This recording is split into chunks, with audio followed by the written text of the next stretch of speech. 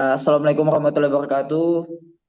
Sebelumnya kami mohon izin memperkenalkan kami dari kelompok 10 yang ingin memaparkan bencana banjir di Buntok, Kalimantan Selatan. Dan kami di sini untuk mengisi mata kuliah pembangunan berkelanjutan 2, yang mana tugas ini untuk memenuhi mata kuliah tersebut. Baik, sebelumnya kami izin perkenalkan saya Ahmad Kamil dari kelompok 10.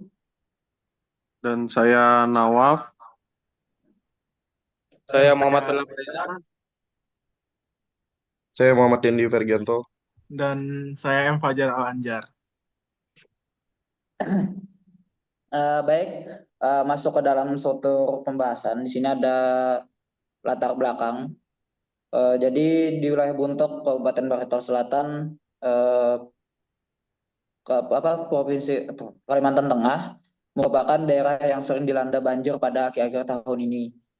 Bahkan pada tahun 2024 ini, yang saya baca beritanya sudah banyak terjadi banjir di mana-mana. Bahkan yang di tahun-tahun sebelumnya pun sudah banyak mengenai berita banjir di Buntok ini.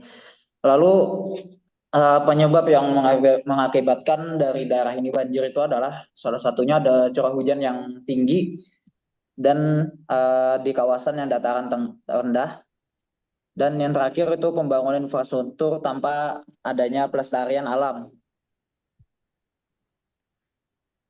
Next, di sini ada rumusan masalah. Di sini kami mencantumkan 3 poin. Lalu yang pertama itu ada apa saja faktor utama dalam penyebab banjir di Buntok, dan yang kedua itu bagaimana dampak banjir bagi masyarakat dan lingkungan. Dan yang terakhir itu adalah langkah-langkah efektif yang apa yang bisa diterapkan untuk mengurangi risiko tersebut. Dan untuk slide selanjutnya itu ada tujuan penelitian yang akan dibacakan oleh saudara Nawab. Silakan. Baik, di sini tujuan penelitian ini yang pertama yaitu mengidentifikasi faktor-faktor penyebab banjir di Buntok, Kalimantan Tengah.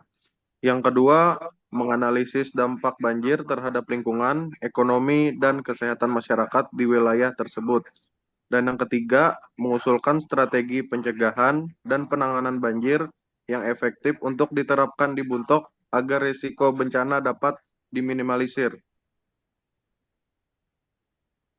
Di sini ada faktor penyebabnya banjir di Buntok. Banjir di Buntok, Kalimantan Tengah disebabkan oleh beberapa faktor yang saling berkaitan, baik faktor alam maupun kegiatan manusia. Faktor yang pertama yaitu curah hujan tinggi.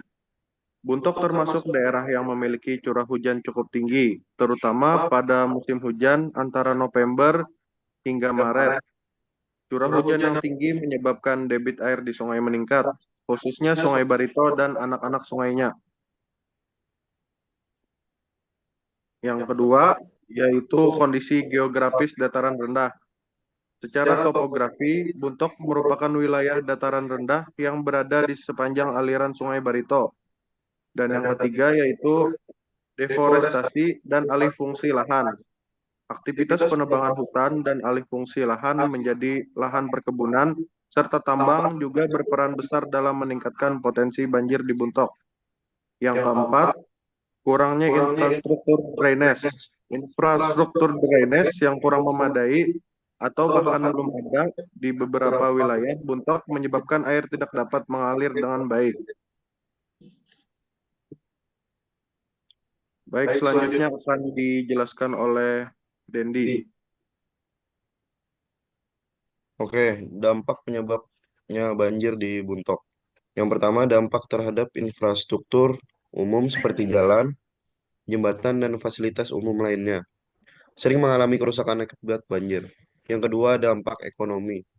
Banjir mengakibatkan kerugian ekonomi yang besar, terutama bagi petani, peternak, dan nelayan. Yang ketiga, dampak kesehatan. Lingkungan yang tergenang air dalam waktu lama menjadi tempat berkembangnya penyakit seperti diare, infeksi kulit, leptospirosis, dan demam berdarah. Next. Empat, dampak sosial dan pendidikan banjir menyebabkan gangguan dalam kehidupan sosial seperti terganggunya kegiatan sekolah, tempat ibadah, dan pusat-pusat aktivitas masyarakat. Baik, ini saya Muhammad Reza. Ini langkah-langkah penanganannya banjir di Buntok. 1. Normalisasi dan pengelolaan sungai. 2. Reboisasi dan pengelolaan hutan. 3. Pembangunan sistem drainase yang memadai. 4. Penerapan teknologi sistem peringatan dini. 5. Edukasi dan pelibatan masyarakat. Jadi untuk kesimpulan dari presentasi ini, banjir di Buntok disebabkan oleh faktor alam dan aktivitas manusia. Dan yang kedua, dampaknya signifikan terhadap berbagai sektor. Beberapa faktor utama penyebab banjir di wilayah ini adalah curah hujan yang tinggi, kondisi geografis yang dataran rendah, penggundulan hutan, serta kurangnya infrastruktur drainase yang memadai. Dampak banjir di Buntok meliputi kerusakan infrastruktur, kerugian ekonomi bagi petani dan masyarakat umum, peningkatan risiko kesehatan, serta gangguan terhadap aktivitas sosial dan pendidikan.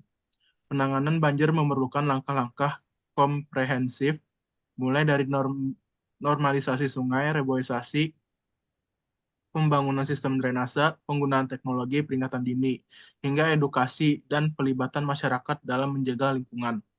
Jadi untuk sarannya, pemerintah, infrastruktur, dan kebijakan lingkungan diharapkan untuk mengalokasikan anggaran yang cukup untuk pembangunan infrastruktur pengendalian banjir, seperti drainase dan tanggul.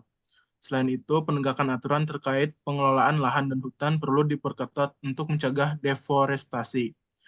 Dan untuk yang saran kedua, untuk masyarakat lokal hendaknya meningkatkan kesadaran terhadap pentingnya menjaga kelestarian lingkungan, seperti tidak membuang sampah dan terlibat dalam kegiatan reboisasi. Partisipasi masyarakat dalam program tanggap bencana juga sangat penting.